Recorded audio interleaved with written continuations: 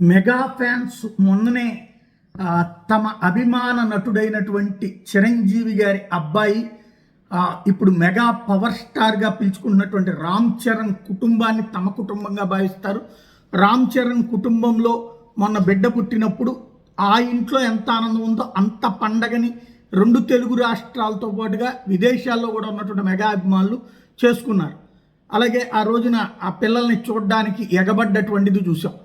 ఇప్పుడు ఆ అభిమానుల యొక్క ఆలోచనలు దృష్టిలో పెట్టుకుని అనుకుంటా తమ ఇంటి విషయాన్ని అందరికీ పంచుకున్నారు. రామ్ చరణ్ తన కవల పిల్లల పేర్లను వెల్లడించారు. అబ్బాయి పేరు శివరామ్ అని, అమ్మాయి పేరు అన్విరాదేవి అని ప్రకటించారు. రామ్ చరణ్ ఓ ఇంటర్వ్యూలో ఈ విషయాన్ని చెప్పుకొచ్చారు.